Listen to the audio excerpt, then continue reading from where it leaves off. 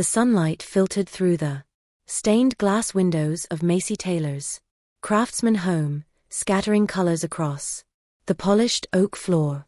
At 32, Macy had finally bought her first house, a cozy 1,000-foot place she had spent 9 months and $62,000 renovating with her own hands and savings. Every restored cabinet, every refinished floorboard, every carefully chosen fixture spoke of her independence and grit. The long oak dining table stood in the center of the room, set for 24 guests. Crystal glasses sparkled in the afternoon light. Vintage china gleamed, and linen napkins lay perfectly folded. The centerpiece, a bouquet of dahlia and eucalyptus, added a fragrant touch of autumn warmth. Macy had prepared for this day for weeks, hoping her housewarming would prove to her family once and for all that she was more than the shadow of her younger brother, Brandon. By 2:00 p.m., anticipation fluttered in her chest. She smoothed her dress, checked the oven, and whispered to herself that today would be different.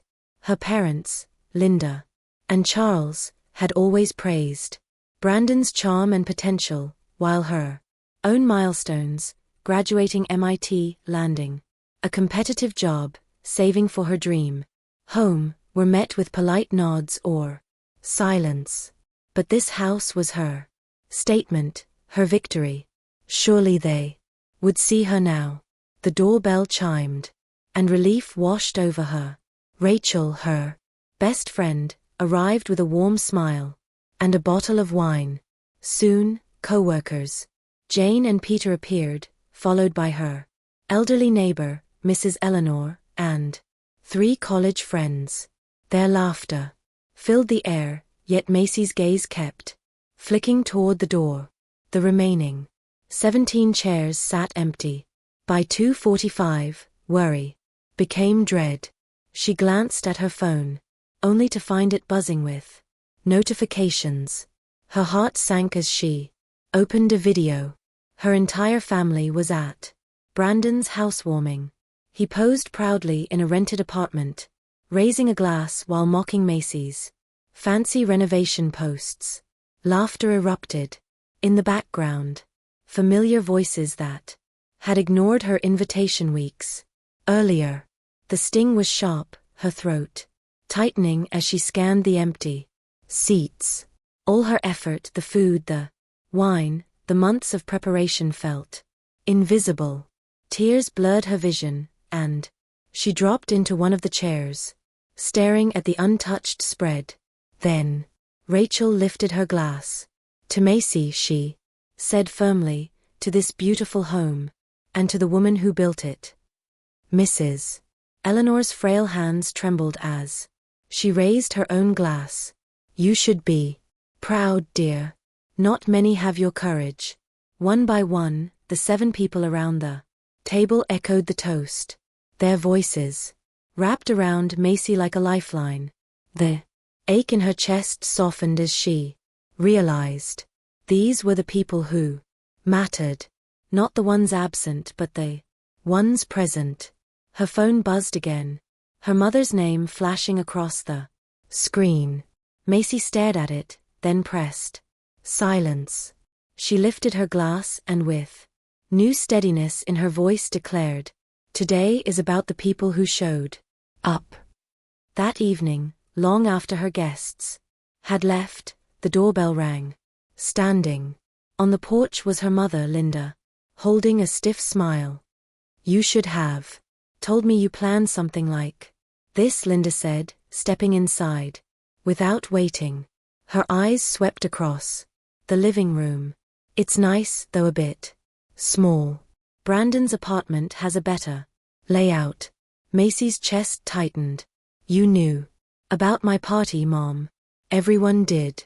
I sent invitations 4 weeks ago." Linda waved her hand. "Don't start. Brandon needed support. He's been under pressure lately." The words sliced through Macy. "Support for lying about renting an Apartment.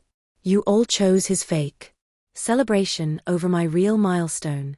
Her voice rose, trembling with years of unspoken pain.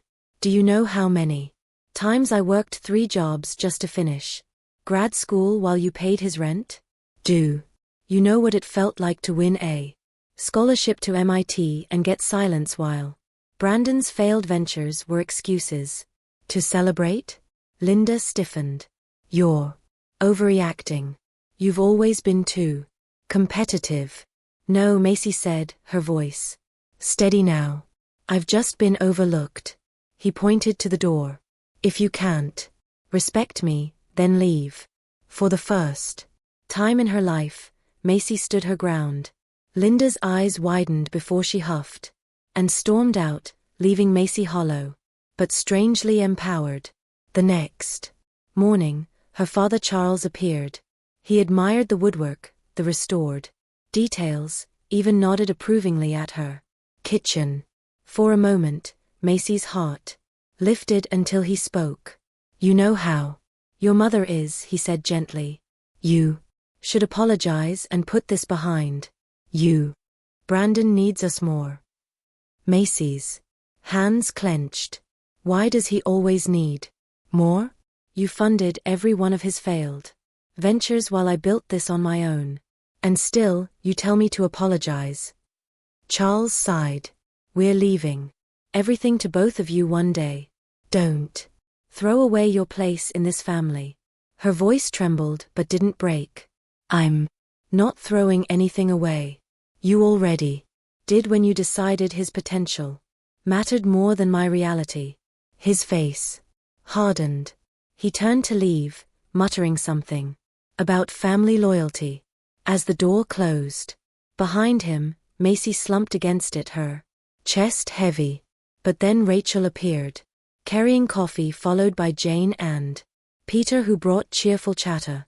Later Mrs. Eleanor arrived with a dish of apple cobbler, and with them came Dr. Elaine Foster, a therapist Rachel had invited, her calm presence filling the room. Macy realized something powerful. Even as her blood family turned their backs, another family, one of choice, one of love, was forming around her. She no longer needed to apologize.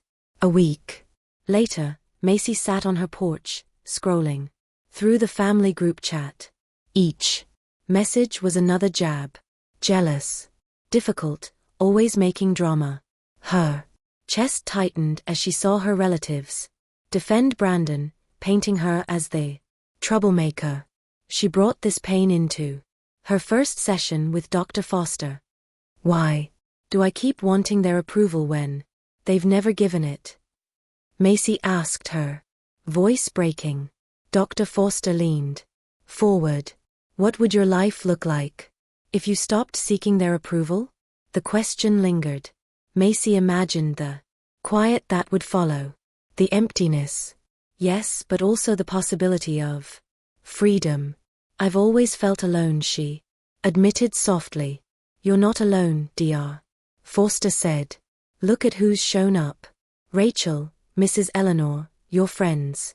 That is family. The words rooted deep inside Macy. Over the next 2 weekends, her house transformed again, not through renovation, but through community.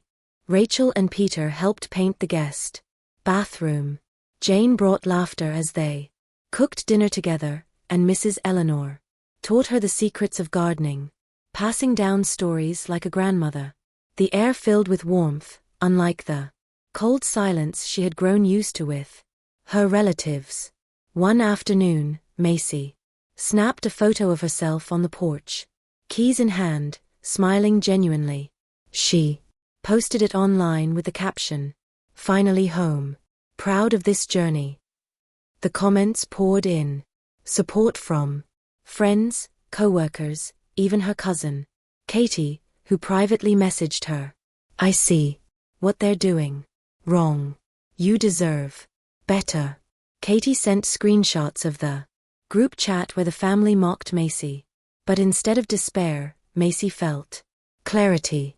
She wasn't imagining it. The favoritism had been real all along. Then came the knock at her door.